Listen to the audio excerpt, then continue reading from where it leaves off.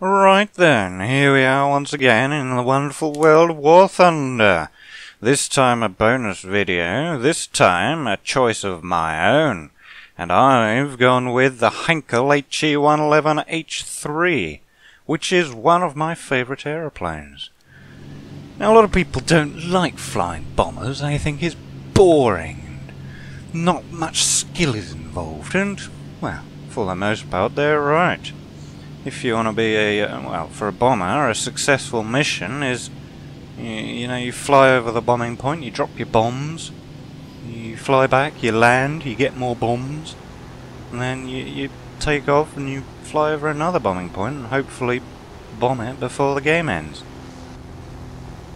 Or indeed you are shot down. However, sometimes it can get very exciting, as this one does.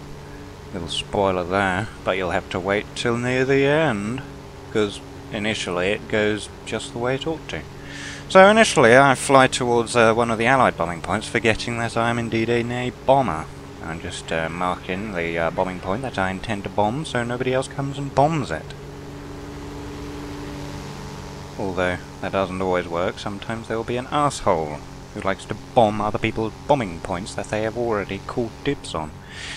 Anyway, so the technique to use with bombers is, you point directly at the bombing point, or whatever target you want to bomb. That is high altitude bombing, that is. For low altitude bombing, you do a different technique, but with high altitude bombing today. So yes, you point it at the bombing point, or whatever it is you want to bomb, and you put the nose up in the air, and you set the throttle to maximum, and you climb like the hell. Climb like the hell? Climb like a bat out of hell. Something like that. Just checking the firing arcs. Although the HE-111 does have a lot of machine guns, they're not very well placed, so it doesn't have all-round protection. They're not very good machine guns either, so I guess it doesn't matter that much. And yeah, you can climb up to about 15 to 20,000 feet, or 3,000 to 5,000 meters. I am still using feet and miles per hour from last video, which was the pea shooters. So sorry about that, all you who like kilometers per hour and meters. I won't forget for the next proper video, although that will be another American vehicle, so it will be using feet and miles per hour. Anyway, so we've levelled off for about 16,000 feet, opening the bomb bay. There's the target, going through the bomb sight. Zooming in. Here we go, I'm using the 32 50 kilogram bombs, by the way. I'll talk about that in a minute. And bombs away. There they go. I don't quite see them dropping, but you can probably see them on your high definition screens. And there they go, the bombs are hurtling towards the ground. And looking up, there is the aeroplane.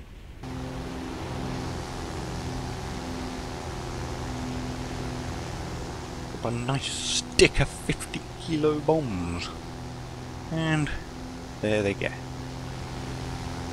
Probably had enough for half another bombing point, but I like to be methodical. I mean, what if I miscalculate and drop the wrong number of bombs? Then I'll have to come around and do another pass, and that's very annoying. Anyway, so making a nice graceful bank, turning round, and heading back towards the base. Yes, I'm using the 32 50 kilogram bombs as opposed to the 8 250 kilogram bombs. Not for any particular reason, they both have pretty much the same effect. If you're going for specific ground targets, such as pillboxes or ships, then you want to use the 250 kilogram bombs because they have more explosive yield concentrated in a smaller package, as opposed to the 50 kilogram bombs, which are spread over a wider area. They can both kill a bombing point just as effectively as each other, but for specific targets you want to use the bigger bombs so that you can blow them up more effectively. Throttle to 0, we are going down and we're still quite high up. So yes, why bombers? Most people don't like them. Well, it's understandable. you know. Taking a little look around this cockpit. I do like the cockpit of the HE-111. That's one of the reasons it's my favourite aircraft, or one of my favourite aircraft. Yeah, if you encounter fighters in a bomber, then you've done something wrong. That's the whole point. You're trying to avoid conflict, which is why people don't like them. They like fighters, so they can be aggressive and shoot things down. Well, you've seen how good I am at doing that sort of thing. My aim is terrible. So, you know, I like flying bombers. It's nice and peaceful. Relaxed. Now, why is the HE-111 one of my favourite aeroplanes? Well, ever since I was a little lad, my fleece was white as snow, or something like that. But yeah, when I was a kid, I used to watch the Battle of Britain, the 67 film. And it was one of my favourite films. And if you recall, they used a lot of Suiza S1115, or whatever the name of the bomber is, which is a Spanish-built version of the Heinkel HE-111, which were playing the role of German Heinkel HE-111s in that film. There are a lot of them. And I looked at that plane and I said, holy crap, that plane's nose, the entire nose is made of glass! I didn't know you could do that! That's crazy! And looking inside the inside shots, I thought, whoa, that's crazy, look at that plane, you can see it all around out of the front, sort of. And that captured my mind! Which is why the HE-111 is one of my favourites. Which is why I'm showing it to you here today. I'm coming in for a nice landing now. Nice and slowly. You want to be aiming to hit the runway at around 100 miles per hour or 160 kilometers per hour. But you want to lower the landing gear and the flaps and all that from quite a distance away, so that you're going slow enough by the time you hit the runway. But balance the throttle. Don't want to be going too slowly or you'll fall out of the sky. HE-111 does have very broad wings, so the stall speed is quite low, but you still want to have a little margin for error, don't you?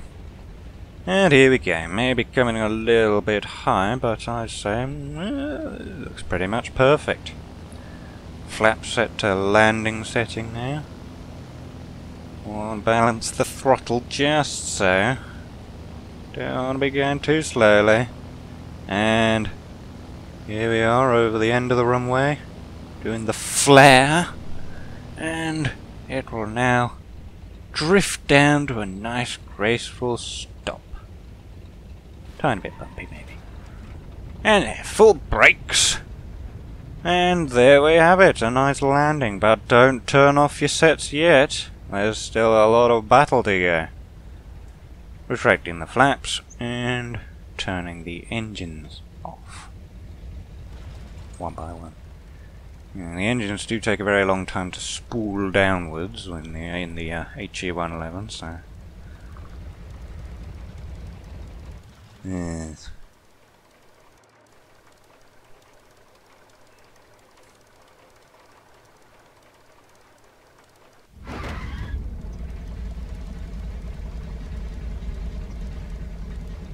And here we are, rearmed, repaired, although we didn't get damaged, so just rearmed. And nice. Full throttle. Taking off. Looks like there's a Piaggio, no, or Reggiane RE2000. It's not Piaggio, it's a Reggiane. So we're turning so we don't hit him on our way out, and in case he decides to shoot off his guns for whatever bizarre reason people do that when they're landing.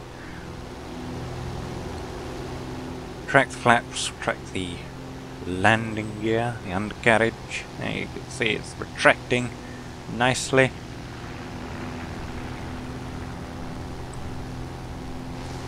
Now, one problem with the HE-111 is that it's rather slow. It is one of the slower bombers in these early tiers. You'd do better, of course, with something like a Junkers Ju-88 or a Dornier Do 17. but they don't really match the style of the HE-111. Yes, this is a hideously ugly aircraft, but it also looks good, you know what I mean? Like an Apache helicopter, that is. Because I'm sure real Apaches look good as well. Okay, dangerous political territory here. Let's just tiptoe on out of this minefield and back into the video. And there's the cockpit. Look at it. Isn't that lovely? We've also got new models for the German aircraft crews, which is also very nice, much more realistic, with their oxygen masks on. Thank you very much. Nice of Gaijin to do that. Yeah, I'm taking a little look at the crew from the outside, or at least trying to. Yeah, see, the gunner's got his oxygen mask on, because we're up in the air, and there's less oxygen up there. Even though we're not flying all that high, you still want to be on the safe side. Plus, that's where the radio is, so you can talk to your fellow crew members. So in reality, you know, pilots would wear their oxygen masks pretty much all the time. So you can talk to your, you know, your squadron mates or whatever. Ground crew. Forgotten the word. Control tower. Uh-oh. Flak's opening up. I'll go into the cockpit for cinematic view. You can see the aircraft rocking from side to side. On your second way out, you usually don't need to go much higher than 5,000 feet, or about 2,000 meters, thereabouts. You don't need to fly as high for the second time out, mainly because there's Sunderland over there. He'll come back later. And you can see the flag going. But yeah, the reason is, you know, the fighters will mostly all be down low now, engaging in kerfuffles, or searching for other fighters. And, you know, going up high won't make a difference. And also it takes a lot longer to climb than it does to 15,000 feet than it does to 5,000 feet, as I'm sure you can imagine. You can see the flak going. The Ackak. The Flugabwehrkanonen. And yes, I'm sure I mangled that pronunciation as well, but I wouldn't be a British YouTuber if I didn't mangle foreign pronunciations. But I even mangled the pronunciation of pronunciation. It's pronunciation, isn't it? I'm taking a look through the windows, looking at the vertical bomb racks. They're pretty cool, aren't they? And here we go, through the bomb sight. Doesn't look like there's anything going to be sneaking up on us. Another problem with the HE-111 is that, well, the defensive armament, like all German bombers, or at least as far as the HE-177, which I haven't actually flown yet, because I haven't unlocked it yet. And bombs about to go away. Here we go. Bombs away. All 32 of them. And down they go. In a nice, neat stick. Oh yes, defensive armament is a little lacking on German bombers, usually consisting of single 7.92mm machine guns, usually MG-17s or MG-15s or MG-82s that usually come in pairs. But then they're a little bit weedy, aren't they? You're not going to stop a Republic Thunderbolt with a weedy little machine gun like that, no matter how many you scatter around your aeroplane. And although they usually mount a lot of them, all pointing in different directions, you still only have one pointing in any direction at any time. So, you know, most of the time you only have to face one at a time, and it's a weedy little machine gun. You might get lucky at these low tiers, and with a lot of aeroplanes they don't have the bulletproof glass windscreen. So yeah, you might get a lucky shot through the windscreen and into the pilot's face. But aim's got to be pretty good, or you got to be pretty lucky. That, or hit the coolant system, which can often be enough to scare off the fighter, but he'll usually cripple you in the process, because while you've got one little machine gun firing back, he'll probably have 2 to 8 machine guns firing at you, depending on what kind of aeroplane it is. And if it's an American with 6 50 caliber machine guns, then whoa, they can rip you to shreds in an instant. Another problem with the HU-111 is that the tail controls are rather fragile. They get easily damaged, so quite often after you've beaten off an engagement with a fighter, you'll find that you can't pitch upwards or downwards anymore. And, well, you can go through the very tedious process of trying to nurse your aeroplane back to the runway using the throttle alone and the flaps. Or you can just bail out then and try again, which is what I usually do, because I used to try and you know, float the aeroplane all the way back, but the success rate is rather low, and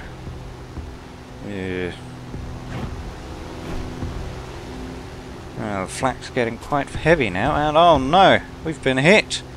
We've hit our oil and our fuel and our water! That's the big three. We need all three of those to fly.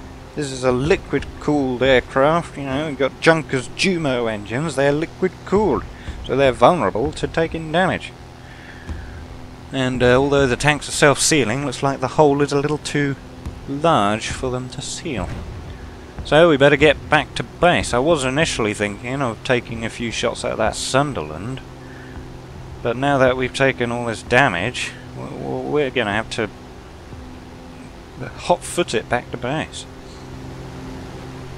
But it looks like the Sunderland, who appears to be one of the last aircraft on the enemy team, is trying to cut us off. He's heading us off at the pass. In our crippled state, I don't know what's going to happen. But we're going to do our best. Can't let him bomb our bombing points.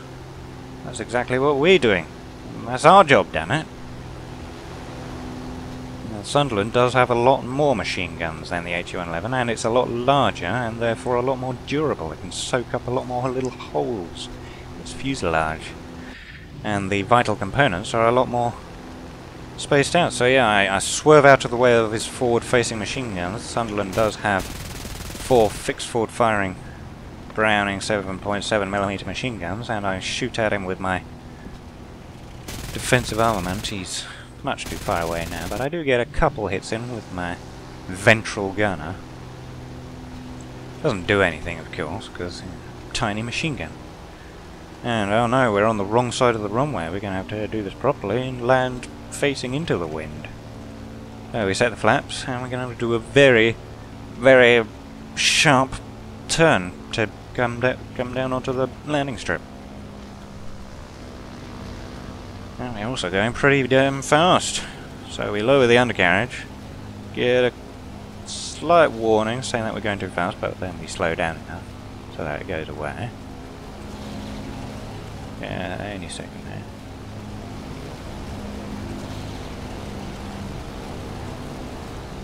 There we go. But yeah, the Sunderland does have 4 fixed forward firing facing machine guns. They're for anti-submarine duty. Or, yeah, for shooting, well, for whatever you use forward facing machine guns in the maritime patrol duty. Maybe shooting at mines, you might get lucky and hit it. Shooting at submarines. Won't do much against the hull, but you might be able to kill some of the crew. Suppress that anti-aircraft gun. And looks like we're slowing down enough. Very sharp bank. I wouldn't recommend landing like this unless you're a professional like me. And we're in for another nice graceful slowing down, despite the damage to our engines. The water on engine 1 has run out completely. We better get down before the engine seizes up. But not to worry. And oh no, the Sunderland shot down our last fighter. Oh dear, it's just me and him now. Well, there's only one thing for it. We're going to have to go for that last bombing point. Although, the ticker counter is getting rather low as well. Anyway, nice graceful landing, turn the engines off. You don't need to turn the engines off, but I like to do it because that's what you would do in real life. But yeah, the enemies do have slightly more points than we do. So if I do nothing, then they will win. So I have to do something. But what can I do? I'm just a lowly HE-111 pilot. Well, I'll show you what I can do. Whoa, I'm going to go for that last bombing point. If it's the last thing I ever do. Which it might indeed be. Now that Sunderland didn't look all that crippled last time we saw him. Although he did just have to fight off our last fighter. Even though he did shoot him down, it is likely that he took some damage. So we don't know what he's going to do. However, judging by the small amount of tickets left, I would say that he's going to be hanging around that last bombing point, waiting for us, because he knows that we are an HE-111. And in an even matchup, I'd say that the Sunderland outmatches the HE-111. However, I have just repaired and rearmed, so I'm factory fresh, whereas he is likely still buzzing around with some damage. So it could go anyway! This is exciting, isn't it? And also, whoa, we're losing tickets still. There's only a sliver of points left. Well, we better hot-foot it over there. No time to climb, so we got to fly as low as possible, which puts us in easy position for the Sunderland. But no matter, set the throttles to maximum. You see how slow this airplane is. We're only at 188 miles per hour, which is about 230-40 kilometers per hour. Top speed of this airplane is, I can't really remember, 200 and something. Not very much. Yes. There's Hans, the bombardier. Take care, Hans. We're going for a rough ride, and not in that speed sort of way. Shut up, Hans. And oh, there's a dot over there. That'll be the Sunderland. You can see the Sunderland from quite a long distance because it's such a big aeroplane. But that dot is getting a little large. So we're approaching the bombing point. The engines are starting to overheat. However, until they get in the red, don't need to worry about that. And oh, the ticket counter is getting very, very low. I point the nose down a little to gain a little bit of extra speed.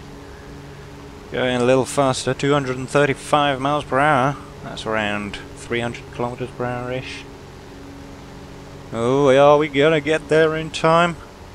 I don't know. Well, I do know, because I played the battle, but you don't know, do you? Ugh. And oh, that Sunderland, he's getting closer. And we're not getting close to the bombing point fast enough. We're pushing the engines to their maximum. It's like that scene in The Last Jedi, which is another controversial subject, but I like the bombing scene in it with the bombers, because I like bombers. Oh no, the Sunderland, he's gonna cut us off. So I duck underneath his forward armament fire, but he still hits us and we're leaking fuel. Well, he flies underneath us, I shoot back at him with my defensive machine guns. But they're not doing very much damage. That's a big, big aeroplane and we got tiny little machine guns. So I decided, well, screw that, I'm gonna shoot him down. My defensive gunner goes automatically, so I try some evasive maneuvers. But his forward-firing machine guns are much too accurate. However, we are getting very close. We're taking a lot of damage, but we're getting close to the bombing point. I'm shooting back at him still, and I get a critical hit. I think I hit his forward gunner, so that's 2 fewer machine guns shooting at us. Both the engines are dying. I open the bomb bay. I'm not going to go into bombing view and do this by eye. We're flying over the bombing point and bombs away. There they go, falling like the heroic bombs they are, and I managed to shoot down the HE-111, which is also quite nice. I think I must have set something of his on fire. And I set off my smoke in victory, because I single-handedly saved the day on Ty Just the Greatest, in an HE-111 no less. Although I did only come fourth, even though I did save the day single-handedly. I mean, yes, I suppose the other fighters cleared the path for me, and all that. Not running a premium account, as you can see. So there you have it. The HE-111 H3, one of my all-time favourite aeroplanes. So yes, hopefully you enjoyed that video, especially the excitement towards the end. And if you have a request for an aeroplane you'd like to see in your own bonus video, then well, you just put it in the comments down below. Next proper video will of course be on the light tank M2A4, which is a lovely little tank, and I'm sure we'll get a lovely video out of it. So yes, hopefully see you for that one. Thank you very much for watching, and hey, subscribe if you feel like it. Yay! Yes, thank you very much for watching. Goodbye.